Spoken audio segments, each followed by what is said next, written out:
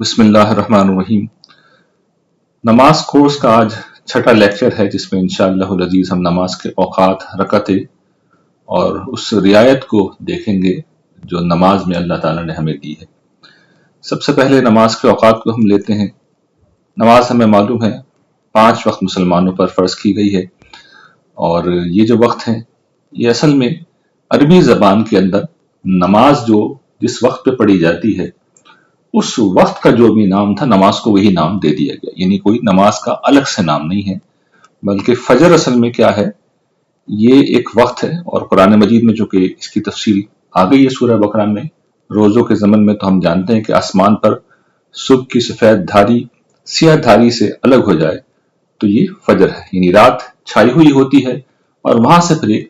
سفیدی ہے جو نمودار ہونے شروع ہوتی ہے، جو دھاری کی شکل میں افق کے اوپر وہ پھیل جاتی ہے۔ اب تو خیر شہروں میں ہم رہتے ہیں، یہ منظر دیکھنے کا موقع ہی نہیں ملتا، لیکن گاؤں دیہاتوں میں، پہاڑی علاقوں میں، صحراؤں میں اس طرح کے مناظر فطرت بالکل واضح ہوتے ہیں اور لوگ ان کا مشاہدہ کر لیتے ہیں۔ ظہر جو ہے ہم جانتے ہیں کہ سورج بالکل عین وسط آسمان پر نصف النہار کے اوپر، سر کے اوپر جب پہنچ جاتا ہے اور پھر وہاں سے جب وہ ڈھلنا شروع کرتا ہے تو ظہر کا وقت وہاں سے شروع ہوتا ہے۔ عصر کا وقت جو ہے مراء العین تک آ جائے، یعنی سورج جب مراء العین تک آ جائے تو یہ عصر ہے۔ اور یہ کیا ہے مراء العین؟ یعنی انسان کی آنکھ جو دیکھ رہی ہے، مطلب اس کا یہ ہے کہ انسان آدمی سیدھا کھڑا ہو کر جب سورج کو دیکھے اور سورج کو دیکھنے کے لیے اپنی نگاہ اوپر نہ اٹھانی پڑے، بالکل سٹریٹ سامنے وہ نظر آ رہا ہو، تو یہ مراء العین ہے۔ یہاں سے عصر کا وقت شروع ہو جاتا ہے۔ مغرب کا وقت تو ہم سب جانتے ہیں کہ یہ سورج کے غروب ہونے کا وقت ہے، اور عشاء شفق کی سرخی جب ختم ہو جائے تو اس کے بعد سے پھر عشاء کا وقت شروع ہو جاتا ہے۔ یہ جو نماز کے اوقات ہیں ظاہر ہے کہ ایک وقت میں ختم بھی ہوتے ہیں، اور نماز ہم پہ جو فرض ہے وہ اپنے مخصوص وقت کے اندر ہی فرض ہے، تو یہ سمجھ لینا چاہیے کہ نماز کا وقت ختم کب ہوتا ہے۔ جو 3 نمازیں ہیں، ظہر، عصر اور مغرب، ان تینوں کا وقت تو اگلی نماز تک رہتا ہے، یعنی ظہر کا عصر، عصر کا مغرب اور مغرب کا عشاء تک وقت رہتا ہے، جبکہ فجر کا وقت طلوع آفتاب تک رہتا ہے، یعنی جب تک سورج نمودار نہیں ہو جاتا، طلوع نہیں ہو جاتا، اس وقت تک فجر پڑھی جا سکتی ہے اور وہ قضا نہیں ہوگی۔ اور عشاء کا وقت جو ہے وہ نصف شب تک ہے۔ یہ بات بھی اس میں واضح کر دوں کہ یہ جو چیزیں ہیں اس میں سے بعض چیزوں میں بڑے جزوی سے کچھ معمولی سے اختلافات ہیں، جیسے عصر کا وقت کب شروع ہوتا ہے اور عشاء کا وقت کب ختم ہوتا ہے، اس پر ہمارے فقہا میں کچھ اختلاف ہے، لیکن یہ ثانوی چیزیں، آپ کا جس رائے پہ اطمینان ہو آپ اس کے مطابق پڑھیے۔ اصل چیز یہ ہے کہ یہ جو نماز کے اوقات ہیں یہ اجماع اور تواتر سے ثابت ہیں، اور ان میں بالکل یہ چیز معلوم ہے کہ فجر کا وقت عصر نہیں ہوتا اور عصر کا وقت عشاء نہیں ہوتا، تو ہر نماز اپنے وقت پر ہی پڑھنی چاہیے۔ البتہ رسول اللہ صلی اللہ علیہ وسلم نے اس چیز کے پیش نظر کے زمانہ قدیم کی جو تہذیب تھی وہ شرک پر مبنی تھی، اور اس زمانے میں سورج سب سے بڑا دیوتا تھا،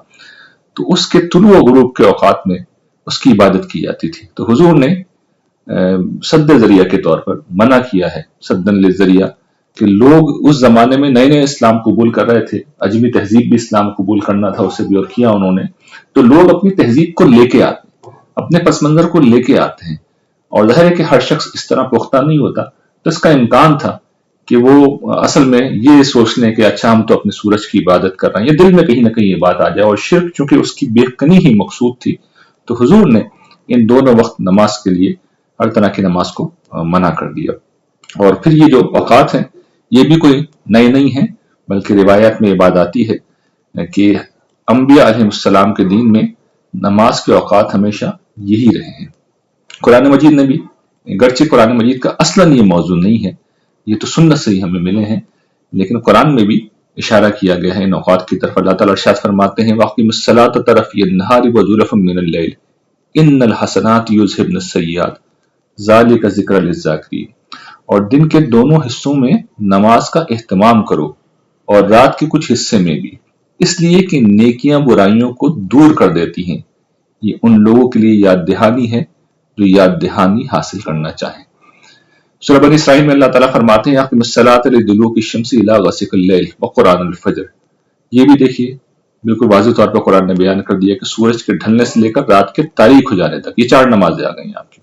زہر سے لے کر عشاء تک، اور پھر بالخصوص فجر کی کرت، اس کا خاص طور پہ ذکر کیا، اس کا بڑا اہتمام کرنا چاہیے. یہ نماز ہم طویل بھی پڑھتے ہیں اور اس کی وجہ بالکل واضح قرآن نے بتا دیا. ان قرآن الفجر کان مشہودہ، یعنی فرشتے ہیں جو خاص طور پر اس وقت موجود ہوتے ہیں اور گویا کہ ان کی حضوری ہوتی ہے، تو اس میں عام طور پر حضور نے طویل نماز پڑھائی ہے، اور ہمارے یہاں بھی یہ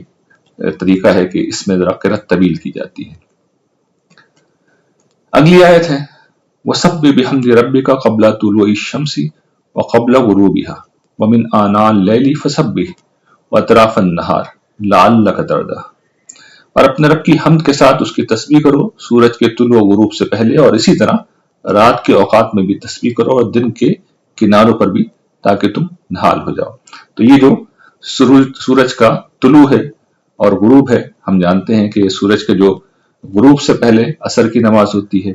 ظہر کی نماز ہوتی ہے، اور سورج کے طلوع سے پہلے فجر کی نماز ہوتی ہے. رات کے اوقات میں ہم جانتے ہیں کہ رات کی بالکل ابتدا میں مغرب ہوتی ہے اور پھر عشاء ہوتی ہے. اور دل کے کناروں پہ جو حضور بعض اوقات نوافل پڑھتے تھے، یہ ان کا بیان ہے. تو حضور کو تو چونکہ بار بار تلقین کی گئی تھی کہ اللہ کی یاد میں دیں، اور حضور بکثرت اس کا اہتمام کرتے تھے، تو وہ اللہ کی یاد بھی ہوتی تھی اور نمازوں کا اضافی اہتمام بھی ہوتا تھا. پھر فرمایا سورہ روم میں فَسُبْحَانَ اللَّهِ حِينَ تُمْسُونَ وَحِينَ تُصْبِحُونَ وَلَهُ الْحَمْدُ فِي السَّمَاوَاتِ وَالْأَرْضِ وَعَشِيًّا وَحِينَ تُظْهِرُونَ. اور اللہ کی تسبیح کرو جب تم شام کرتے اور جب صبح کرتے، اور جان رکھو کہ زمین و آسمان میں اسی کی حمد ہو رہی ہے. اور عشاء کے وقت بھی تسبیح کرو اور اس وقت بھی جب ظہر ہوتی ہے. تو یہ پھر مزید آپ دیکھیے کہ اس میں وہی اوقات ہیں جو بیان کیے جا رہے ہیں، باقاعدہ نام لے کے کہ عشاء کے وقت بھی تم اس کی تسبیح کرو، اور جب تم صبح کرتے ہو اور شام کرتے ہو. تو شام میں وہی نمازیں ہیں، عصر کی نماز ہے، صبح میں وہی فجر کی نماز ہے. تو یہ نمازوں کے اوقات قرآن میں اشارتاً بیان کیے گئے. ظاہر ہے کہ اس کی اصل تعین جو ہوتی ہے وہ حضور نے پھر کی ہے. وَسَبِّحْ بِحَمْدِ رَبِّكَ قَبْلَ طُلُوعِ الشَّمْسِ وَقَبْلَ الْغُرُوبِ وَمِنَ اللَّيْلِ فَسَبِّحْهُ وَأَدْبَارَ السُّجُودِ. مطلب اس کا یہ ہے کہ اور اپنے پروردگار کی حمد کے ساتھ اس کی تسبیح کرو سورج کے طلوع و غروب سے پہلے، اور رات کے کچھ حصے میں بھی اس کی تسبیح کرو، اور سورج کی سجدہ ریزیوں کے بعد بھی. یعنی سورج جب سجدہ کرے تو اس کے بعد بھی سورج اللہ کی بارگاہ میں، جس طرح حدیثوں میں آتا ہے، اللہ کی بارگاہ میں سجدہ کرتا ہے جب وہ غروب ہوتا ہے. تو پھر ہمیں اس کے بعد بھی اللہ کی عبادت کرنی چاہیے. مغرب اور عشاء کی نمازیں اسی وقت پڑھی جاتی ہیں. حضور نے اپنے علم و عمل میں اس کی بہت سی تفصیلات ہیں جو بیان کی ہیں، جو ملتی ہیں ہمیں، ہمارے محدثین نے انہیں جمع کر دیا، اور بڑا خوبصورت ایک ہمیں نمونہ مل جاتا ہے کہ ان احکام پر، سنت کے ان احکام پر اور قرآن مجید کی اس تلقین پہ کیسے عمل کریں. فجر کی نماز آپ بالعموم اندھیرے ہی میں پڑھ لیتے تھے، اور بیان کیا گیا کہ عورتیں جب نماز پڑھ کر چادروں میں لپٹی ہوئی لوٹتی تو پہچانی نہیں جاتی تھی. یعنی ابھی سفیدی طلوع ہوئی ہوتی تھی، روشنی واضح نہیں ہوتی تھی، تو آپ پہچان نہیں پاتے تھے کہ کون ہے. ظہر کی نماز عین نصف النہار کے وقت پڑھنے سے آپ نے منع کیا، اور فرمایا ہے کہ یہ وقت جہنم کے دہ کھانے کا ہے. اور پھر جو طریقہ حضور کا آتا ہے نماز ظہر کے متعلق کہ آپ گرمی کے موسم میں اسے ٹھنڈے وقت میں پڑھنے کی تلقین فرماتے تھے. یعنی سورج ذرا ڈھل جائے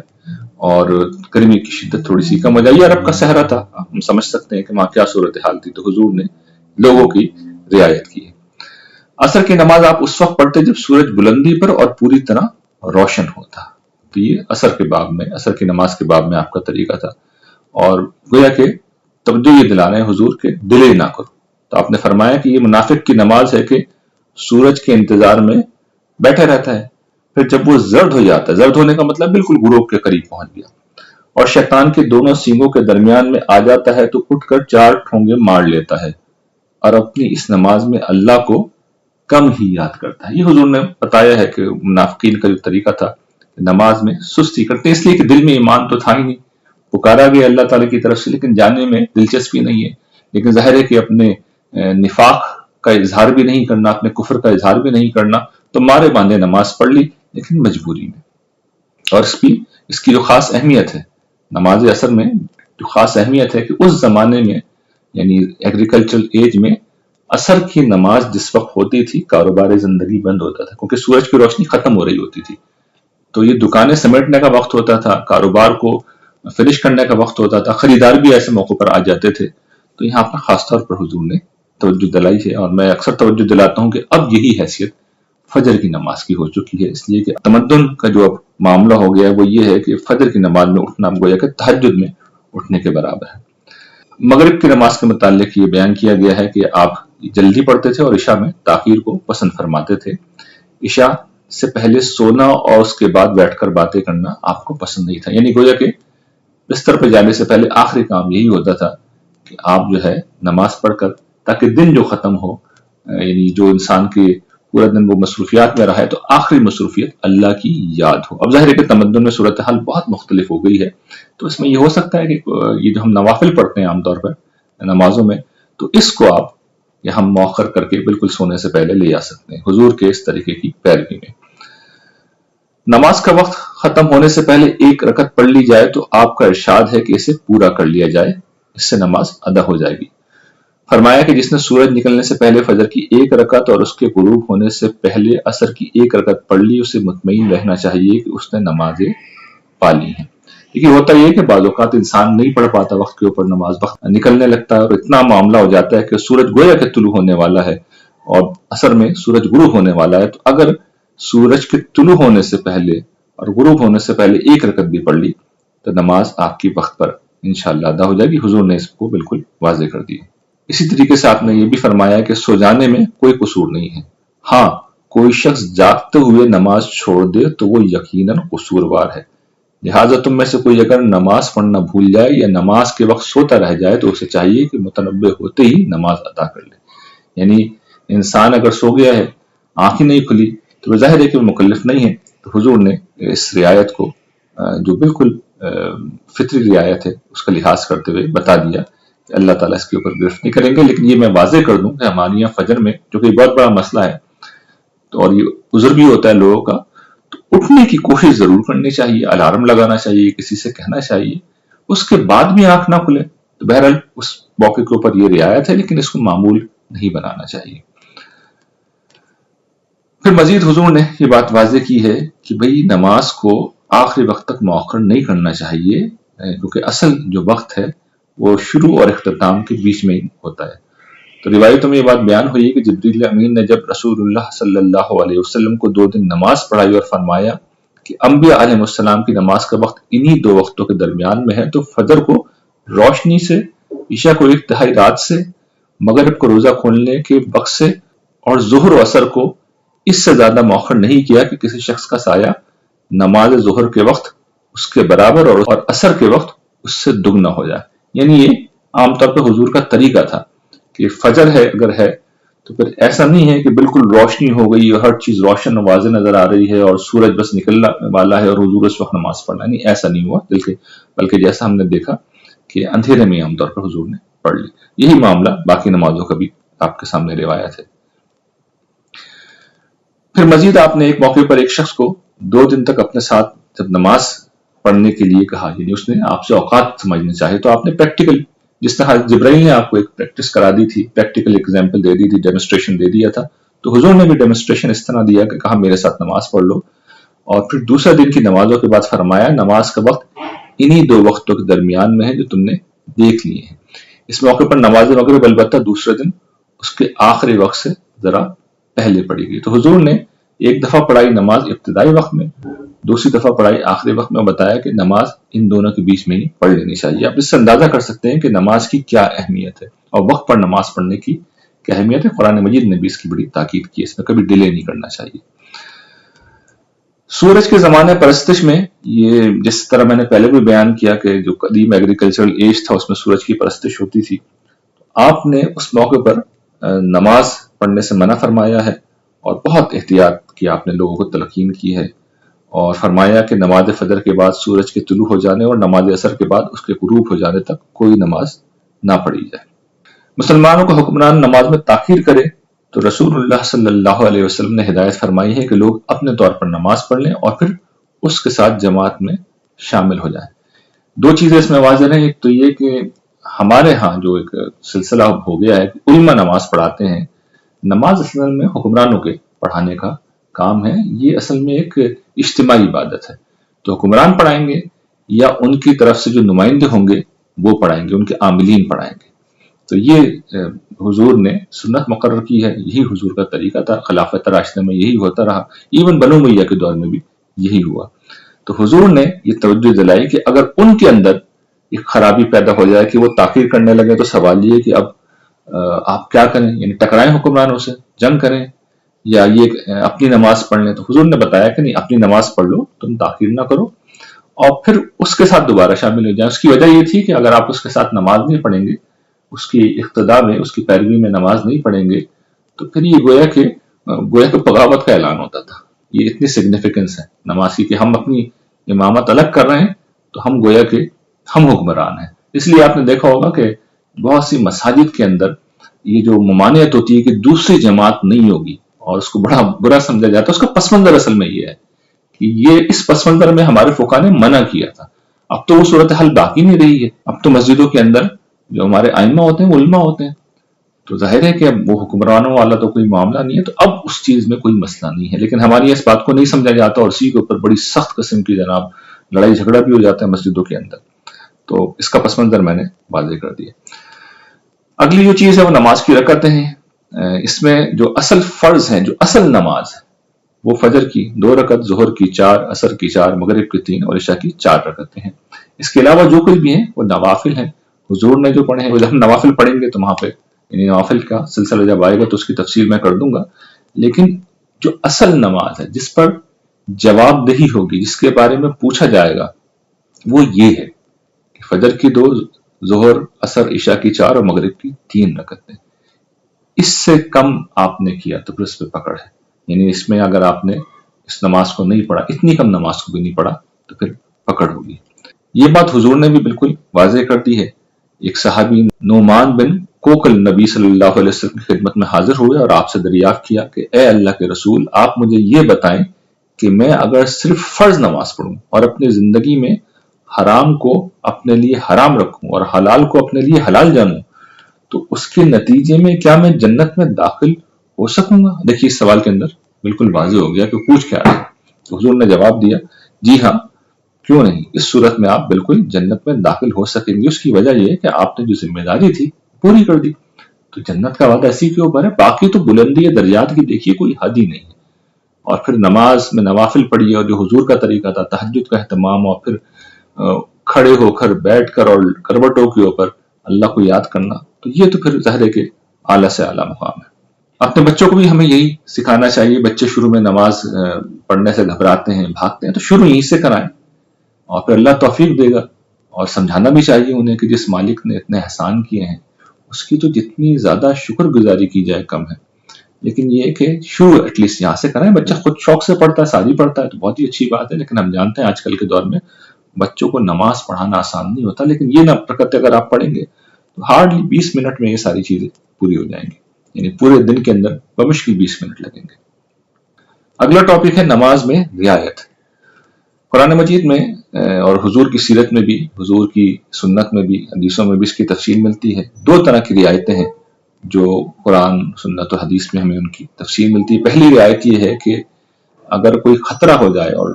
ہم سفر کی حالت میں ہوں، اور جو ظاہر بات اس وقت صورتحال تھی، مدینہ میں جب مسلمان گئے ہیں تو ہر وقت حملوں کا خطرہ رہتا تھا یا جنگی مہمیں درپیش ہوتی تھی، تو اس میں جو رعایت دی گئی ہے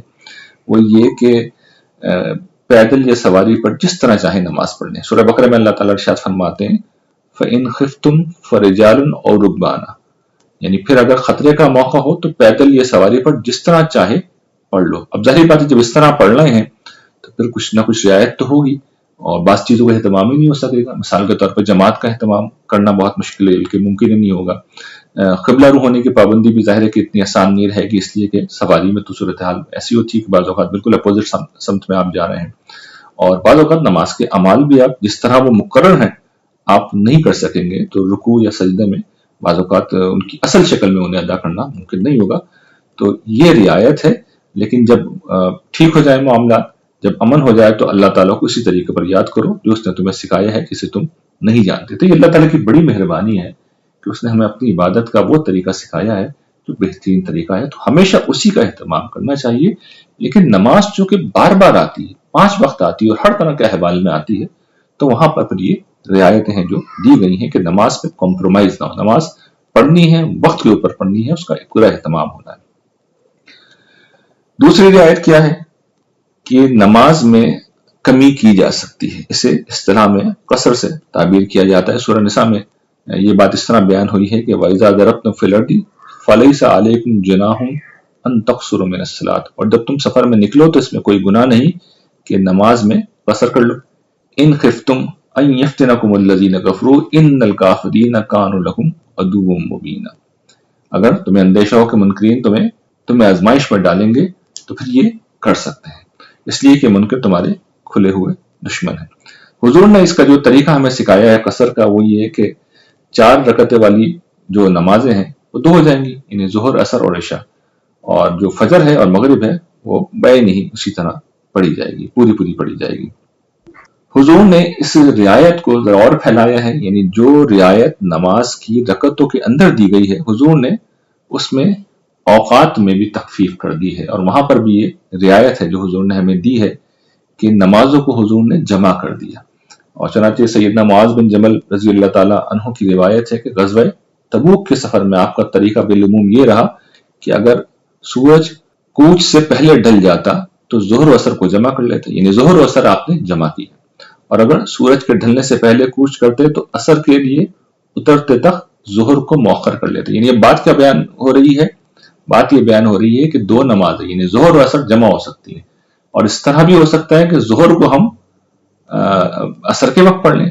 اور عصر کو ہم ظہر کے وقت پڑھ لیں۔ یہ دونوں چیزیں جو حضور نے کی ہے۔ پھر یہی معاملہ مغرب کی نماز میں بھی ہوتا، سورج کوچ سے پہلے غروب ہو جاتا تو مغرب و عشاء کو جمع کرتے، اور اگر سورج غروب ہونے سے پہلے کوچ کرتے تو عشاء کے لیے اترتے تک مغرب کو مؤخر کر لیتے اور پھر دونوں نمازیں جمع کر کے پڑھتے تھے۔ یعنی اس بات کا مطلب یہ ہوا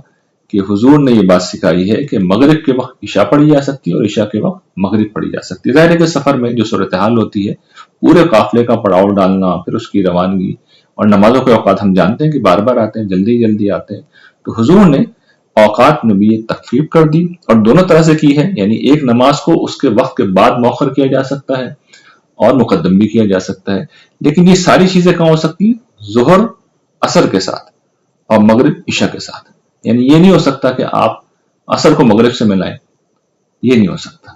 بلکہ ہونا یہ ہوگا کہ ظہر کو عصر سے ملائیں گے، مغرب کو عشاء سے ملائیں گے، آگے بھی کر سکتے ہیں، پیچھے بھی کر سکتے ہیں، اور فجر بہرحال اپنے وقت کے اوپر پڑھنی ہوگی۔ اس بات کا اشارہ خود قرآن مجید میں بھی ہو گیا ہے۔ قرآن مجید نے جس جگہ پر یہ حکم دیا تھا سورہ نساء میں وَإِذَا ضَرَبْتُمْ فِي الْأَرْضِ فَلَيْسَ عَلَيْكُمْ جُنَاحٌ أَن تَقْصُرُوا مِنَ الصَّلَاةِ، کہ تم قصر کر لو، اس میں کوئی حرج نہیں ہے۔ وہاں پر جو حکم جہاں پر ختم ہو رہا ہے تو اللہ تعالیٰ ارشاد فرماتے ہیں کہ فَإِذَا اطْمَأْنَنْتُمْ فَأَقِیمُوا الصَّلَاةَ، پھر جب تم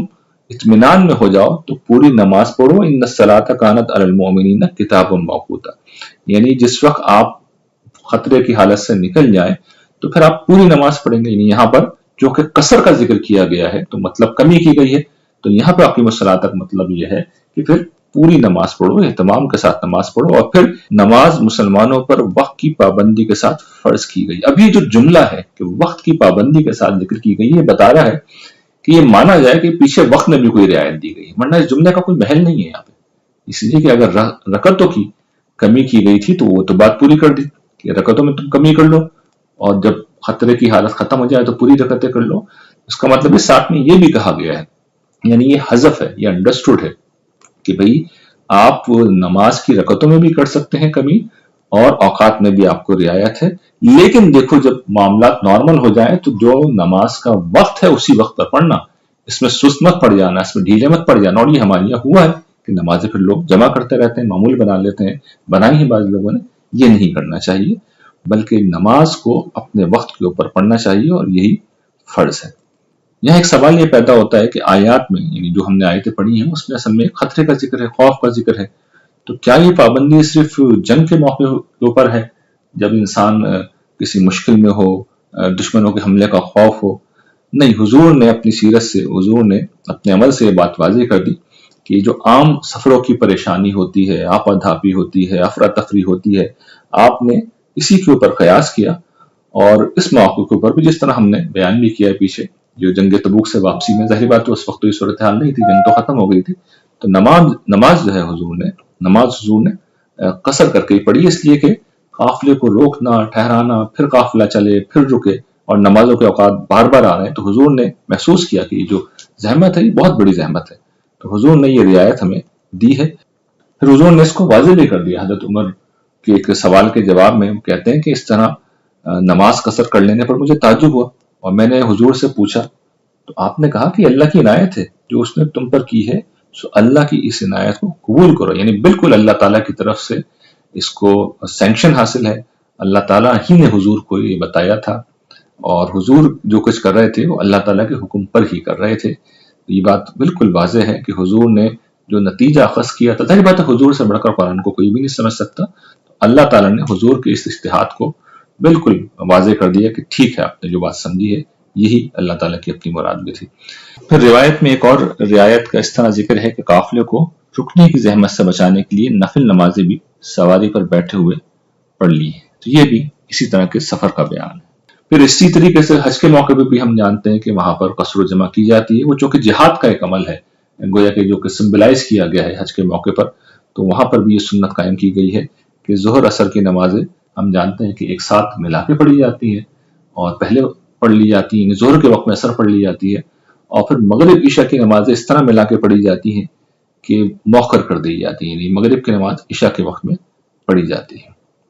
باقی ایک سوال یہ بھی پیدا ہوتا ہے کہ یہ جو نمازوں کو جمع کیا گیا ہے، اس میں یہ ظہر اور عصر اور پھر مغرب اور عشاء کو کیوں جمع کیا گیا ہے،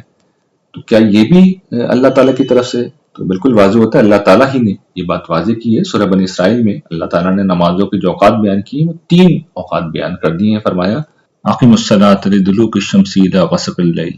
کہ نماز قائم کرو، نماز کا اہتمام کرو زوال آفتاب کے اوقات سے شب کے تاریک ہو جانے تک۔ دیکھیے زوال آفتاب کیا ہے؟ ظہر و عصر، یہ ایک وقت ہے، اور پھر اس پر 2 نمازیں فرض کی گئی، ایک زوال کے آغاز پر اور دوسرا اس کی انتہا کے اوپر، یہ ظہر و عصر ہے۔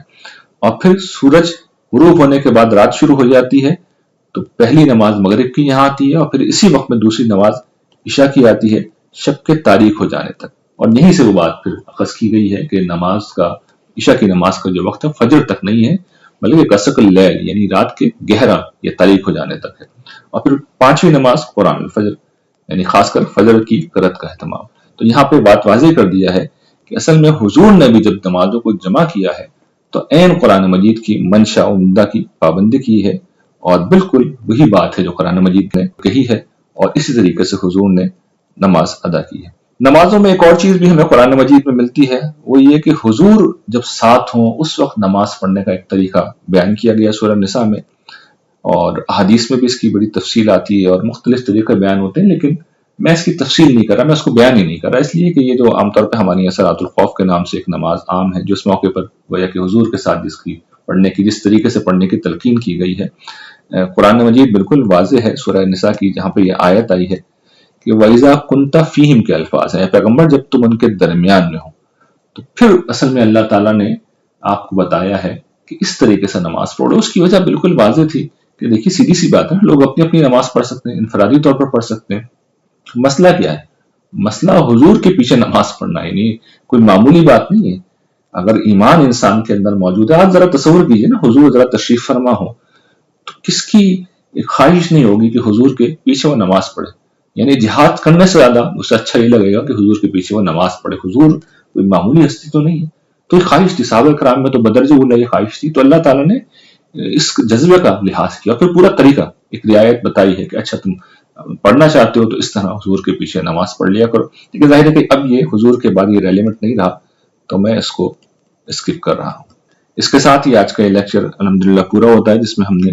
نماز کے اوقات، نماز کی رکعتیں اور نماز میں ملنے والی رعایت پر تفصیل کے ساتھ بات کی ہے۔ وآخر دعوانا الحمدللہ رب العالمین۔